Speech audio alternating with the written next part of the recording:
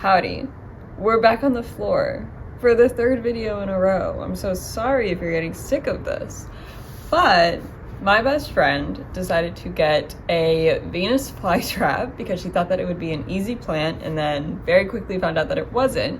And I told her that I would give her some plant recommendations for things that I think that she could keep alive. So I made a little video for my Instagram with that, but I wanted to go in more depth and maybe show off some more plants that either she or other people would be interested in if they just want some like easy peasy plants. Now, the title of this video may have lied to you a little bit. I'm gonna talk about a couple basic ones, just because I feel like I would be doing at least someone a disservice if I didn't mention them.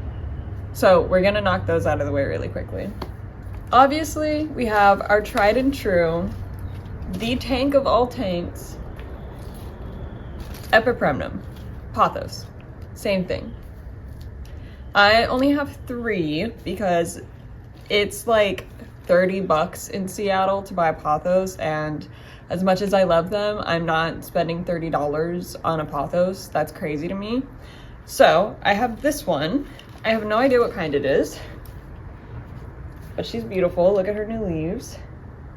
I have a nice little Mandula who's doing great. And then I have a baby Cebu Blue. Let me really quickly tell you about my weekly care for basically all of my plants. I water my plants on average once a week. Normally it's every Monday. These 2 hang on a wall that gets very little light. They don't get much at all.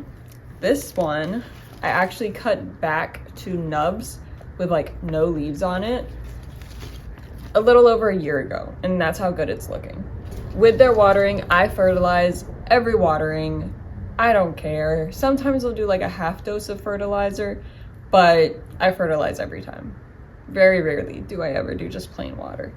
My Cebu Blue sits in my window that gets morning light, and he's got some yellowing leaves, but he's doing great. This was just a couple of single leaf cuttings like a couple months ago, so he's filling up very nicely. Pothos are incredibly tanky because they are perfectly okay with some neglect on the watering front. They're fine with that. They can dry out and still be okay. They're okay with lower light. It will make them grow a little bit slower, but they don't really have like a problem with it. They've never thrown a fit for me. They just grow slower. Even with low light, my Mandula's variegation is still stunning. She's beautiful. There are so many different kinds of patterns and colors in the Pothos family, even shapes of leaves. Like the Cebu Blue has more spade blade-like leaves. There is a Pothos out there for everyone. You can grow them trailing, you can grow them climbing. They're actually climbers in nature, but they are perfectly fine either way, so that's entirely up to you. They are just happy to be here, frankly. Oh my god, it's so heavy. The other boring one that I have is my rubber tree. This one has been abused and neglected severely over the year and a half that I've had it, and I will say it was unhappy to the point where it went into a bit of dormancy, and it didn't do anything for a couple of months. It's done that twice, and I just cut the top off and it kind of triggers it coming back to life. Again, I water once a week, sometimes over good. It has been in so many different lighting situations, and it's pretty content with whatever. Obviously they're going to be happier in higher light, but they will still survive in lower light. They just grow a little bit slower. They also come in a bunch of different colors. I can't remember exactly which one this is. Maybe a ruby ficus, ruby rubber tree, whatever. But there's some that are like fully green. There's a bunch of different ones. There is also a rubber tree out there for everyone. Do I have a tumultuous relationship with her? Yes. Have I hated her a couple of times? Yes. But I'm hoping one day she'll be a nice, big, beautiful tree. That's another thing. This is a tree. This is a baby tree. It will grow into a tree, so keep that in mind. Now we're gonna get into the kind of cooler ones. Well, we'll do this guy next. This is not a pothos. This is technically a philodendron, but it is a heartleaf philodendron, so it looks very, very similar to a pothos. This one probably currently gets neglected the most out of any of the plants in my collection. It barely gets any water, it gets very low light, and it's incredibly lush and happy and content. Look at how full the top of this basket is. She could do with some more love, but that's fine. The only thing about this over a pothos is, well, are pothos pet friendly? I think they are. Don't quote me on that, but I know for a fact that philodendron are not pet friendly. But these get the same exact care as my pothos, and it's just a little more jungly feeling, I think, is like the big difference with this one. But they're basically identical. Like, unless you knew, you wouldn't know. Now we've got this funky little guy. This is a Pilea pepperomia. It is also known as the pepperoni plant. It is also known as the friendship plant because it is very, very easy to propagate. Don't worry about propagating. If you are looking for like basic, easy to care for plants, don't sweat propagating. But this is a funky little guy who is also, okay, just fact check, pothos are not pet friendly. I don't know why I thought that, but so if you want like a trailing plant and you have a cat that likes to eat on things, maybe avoid these two. Anyways, back to this guy. If you are looking for just like basic, easy to care for plants, don't even worry about propagating. That's not even a thought to you, okay? Don't worry about it.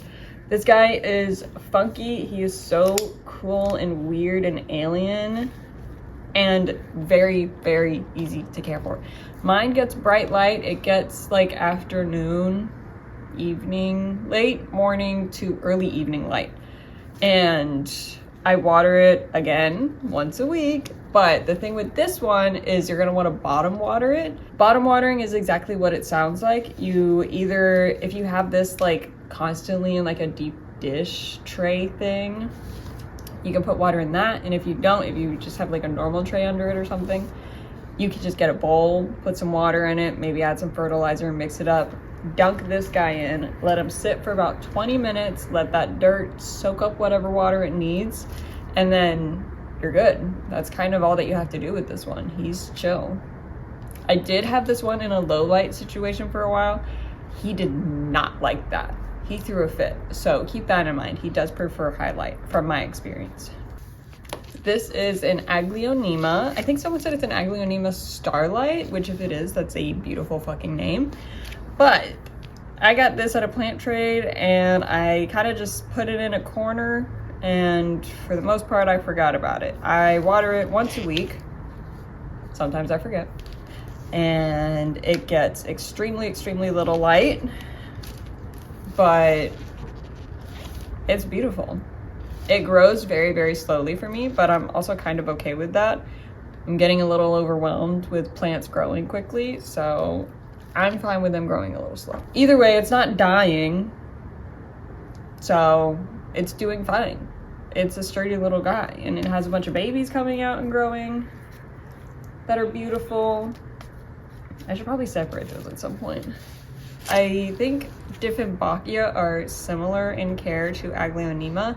I might just be making that assumption because they look kind of similar, but I'm pretty sure that they're both easy. So this one grows into like, not a full tree, but like a mini tree. At least the like bigger ones that I've seen are like decently tall, like maybe like about 3 feet, but they're not gonna become like a tree like the rubber tree. Also, these also come in a bunch of different patterns and blah, blah, blah, blah, blah, blah, blah. So there's probably an Aglaonema out there that you would like. This is my one and only Syngonium in my collection, and I love her so much. This is a Syngonium Black Velvet, and it's it's experienced some neglect, and that's okay. She has 2 new leaves coming out for me.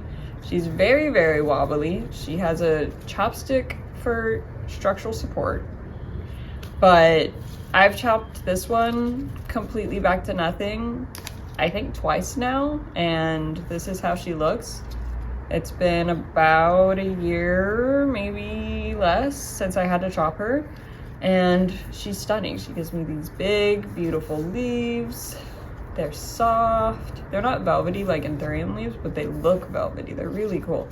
Anyways, for care, she gets watered once a week. I try to water her once a week, but sometimes that doesn't happen. She also fell off my dresser last night, so she's like extra wobbly. Oopsies, sorry queen. She will tell me when she's thirsty. Her leaves will droop and look very pathetic and sad. So there is that little bit of communication where the plant goes, hey, you need to water me, and you go, oh, okay, thank you for telling me. So if that is something that you would benefit from, I highly suggest Syngonium. They don't all look like this. Actually, I think this one's pretty unique in the Syngonium family. I know the pink, is it pink confetti? There's a lot of pink Syngonium, or Syngonium with splashes of pink. So if you're a pink plant girly, highly recommend checking them out. Yeah, I love her. She gets very low light as well. Like, she's on my dresser, which is about 3-4 feet away from a window, but where the dresser is in the room, it just doesn't get a lot of direct sun throughout the day. It's a lot of indirect light.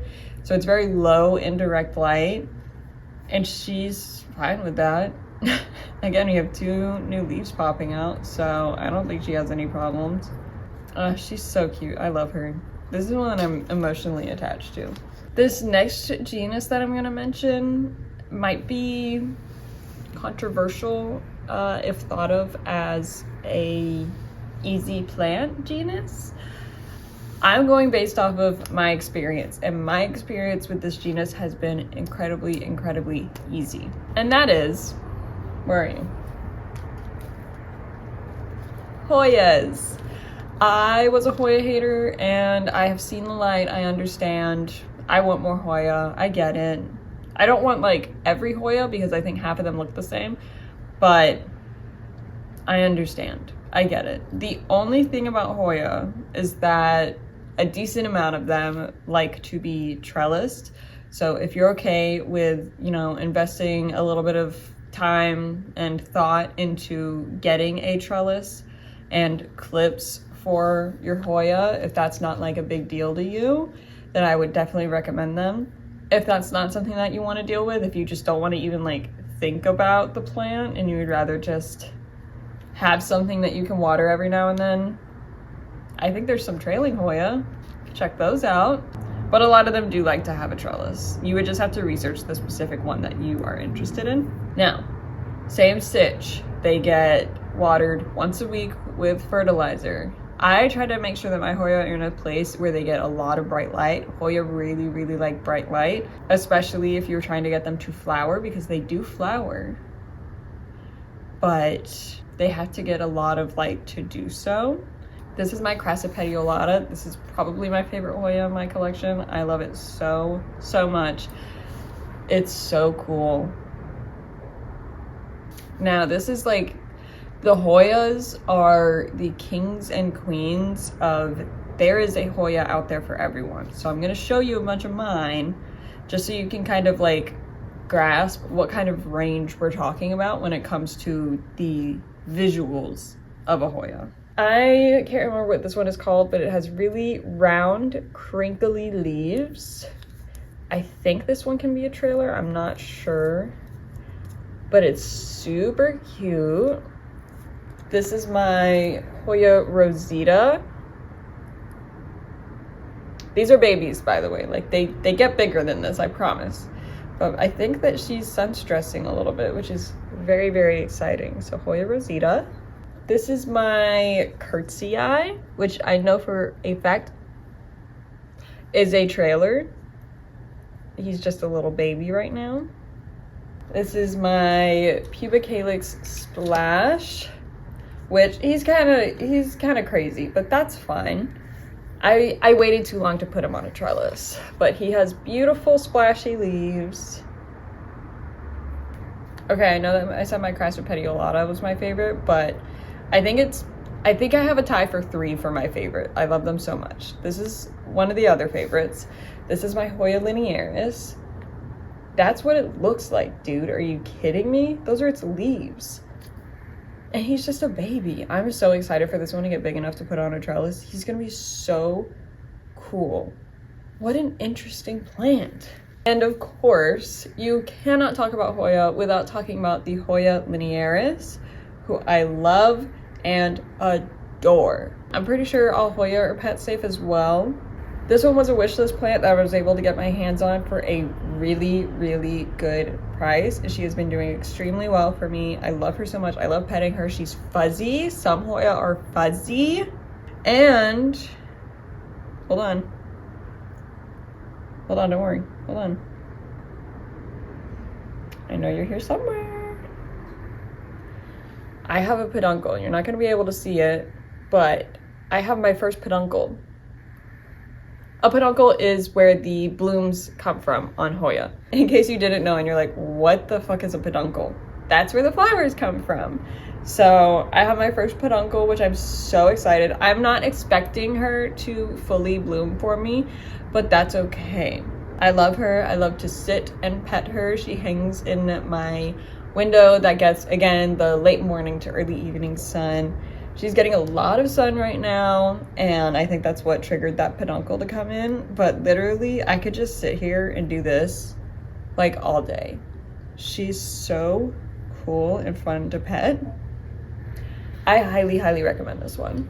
Those are most of my Hoya. I have one that I didn't show. It's my Pothos, and it's just because it looks kind of sad right now. It's doing fine, it just looks kind of sad right now.